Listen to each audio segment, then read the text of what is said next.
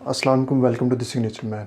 My name is doctor Arnab Bakar और आज मैं एक बहुत ही हाइप हुई फ्रेगरेंस के बारे में रिव्यू लेके आया हूँ, विच इज़ असासी फ़तान। अगर आपने मेरी पिछली वीडियो देखी जिसमें मैंने 8 डीकेंट ऑर्डर किए थे, तो मैंने आपको बताया था कि आहिस्ता आहिस्ता इनके रिव्यूज़ आते रहेंगे और मैं आपसे शेयर करूँगा अपना एक्सपीरियंस।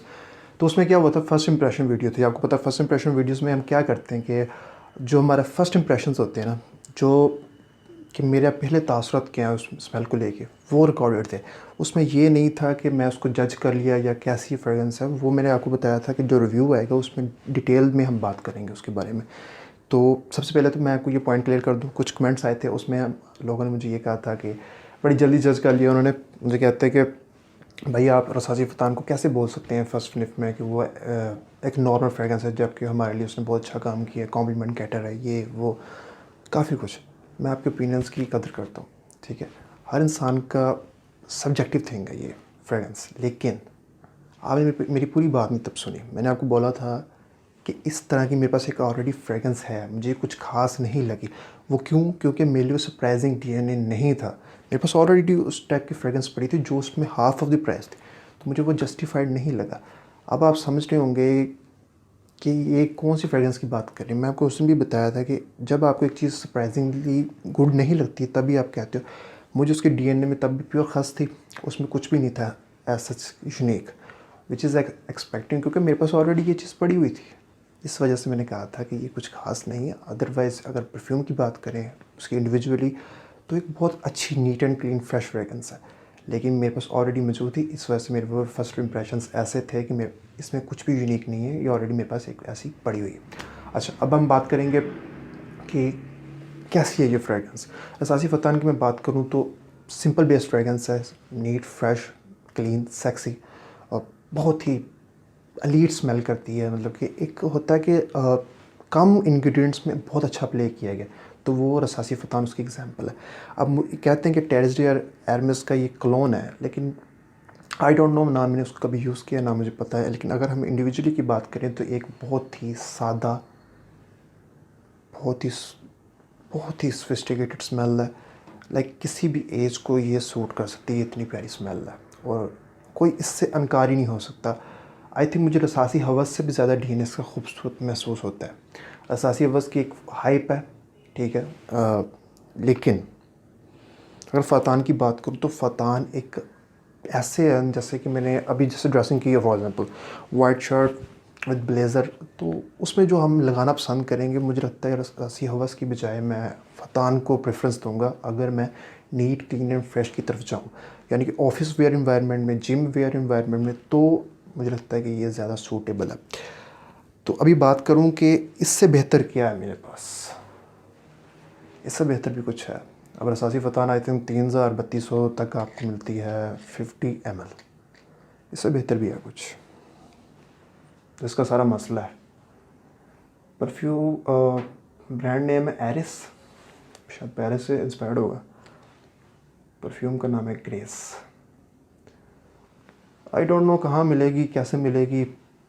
मेरा इत्तेफाक हुआ था, मैं एक तब आई थिंक 2 साल हो गए इस बात को। मैं ऐसे ही रैंडमली एक स्टोर से गुजर रहा था, परफ्यूम के स्टोर से, तो उनके पास एक ये चीप फ्रेगरेंसेस में पड़ी हुई थी। अभी ये बोतल कितने की मैं आपको बताऊंगा तो आप हैरान हो जाएंगे, इतनी सस्ती बोतल है। ये 100 ml, जहाँ आपको 50 ml मिलता है रसासी फ़तान 3000-3200 की रेंज में, ये आपको मिलेगी तकरीबन 1500 से नीचे नीचे, ठीक है। तो मैं अगर बात करूँ, मुझे नहीं पता ये कहाँ से अवेलेबल होगी। अगर अवेलेबल हुई तो मैं आपको बता दूंगा, वीडियो चढ़ा भी दूंगा। लेकिन फ़िलहाल के लिए स्टॉक में मेरे पास रसासी फ़तान अवेलेबल है, बाकी सारी फ्रेगरेंसेज हैं 9 PM, फ़तान, खामरा, ये मोस्ट ट्रेंडिंग फ्रेगरेंसेज है। और आपका बहुत शुक्रिया कि आपने इतना प्यार दिया कि बिक रही हैं फ्रेगरेंसेज बहुत ज़्यादा। आप लोगों की प्यार है, डिमांड भी बहुत ज़्यादा है। लेकिन ये है कि कुछ भाई आ रहे हैं, वो कह रहे हैं कि ऑनलाइन पेमेंट से गुरेज कर रहे हैं।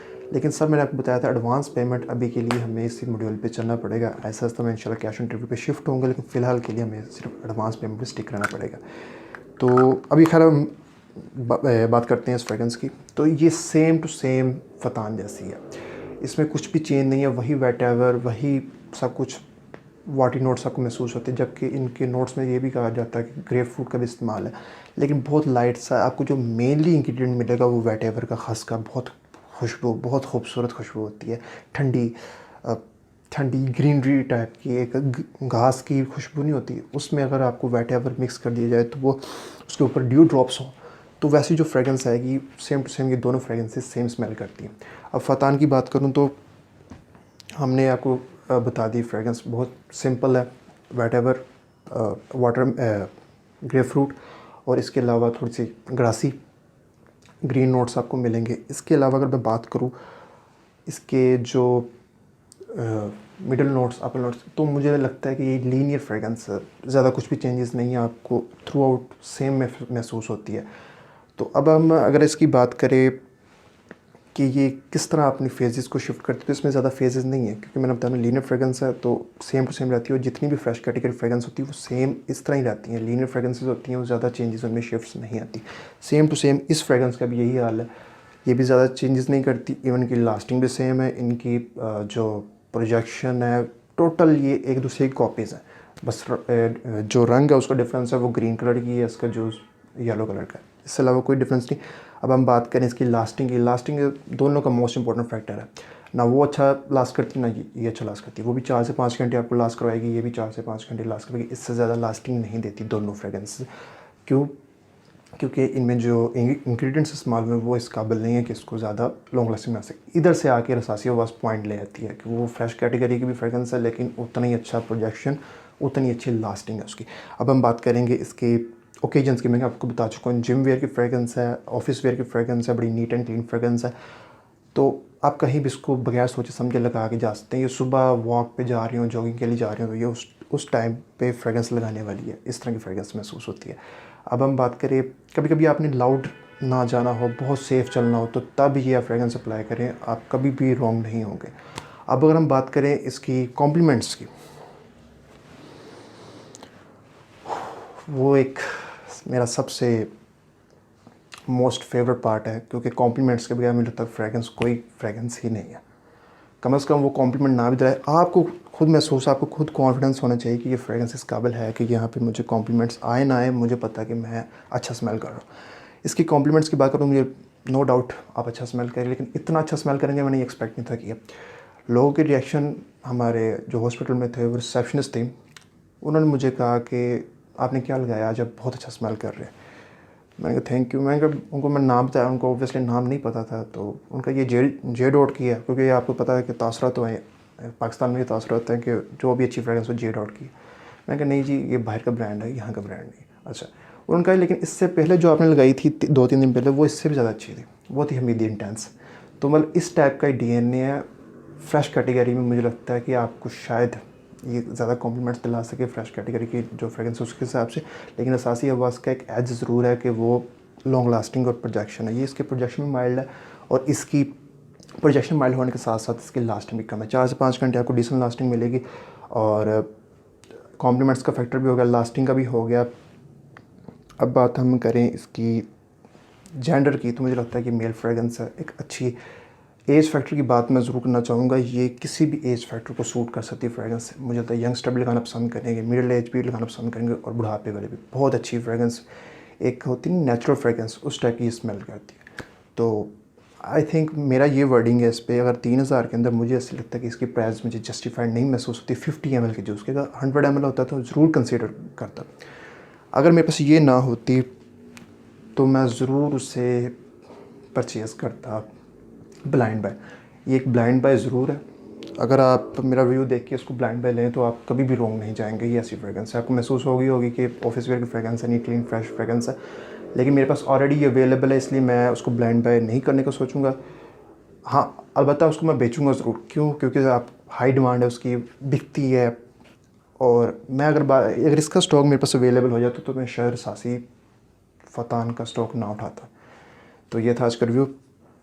इंशाल्लाह एक नई वीडियो के साथ हाज़िर होंगे। बाकी आपने अगर ऑर्डर करना हो तो बेझिझक हो कि कोई भी फ्रेगरेंस आपने मंगवानी है, मोस्टली रसासी, लताफ़ा, अफनान, और एक और रसासी, अफनान, लताफ़ा, हाँ, और ये बिन शेख जिनकी फ्रेगरेंस है, अहमद अल मगरबी, ये फ्रेगरेंसेस अमूमन ज़्यादा अवेलेबिलिटी होती है क्योंकि इनकी हाई डिमांड है, तो उसी को अभी तक रीस्टॉक किया है। बाकी अगर इसका स्टॉक मुझे मिला तो मैं इंशाल्लाह उसको रीस्टॉक करूँगा, फिर आपको वो भी अपडेट आ जाएगी। लेकिन फ़िलहाल के लिए सासिफ फताना अवेलेबल है, एक सेव ऑप्शन है, ब्लाइंड बाय है, आप ज़रूर कंसिडर करें अगर आप नीट क्लीन फ्रेश फ्रेगरेंस चाहते हैं और आपको बजट का इशू नहीं है। पर मेरे लिए 3000 में लगता है थोड़ी सी ओवर प्राइस, अगर ये ना होती तो मैं उसे ज़रूर कंसिडर करता।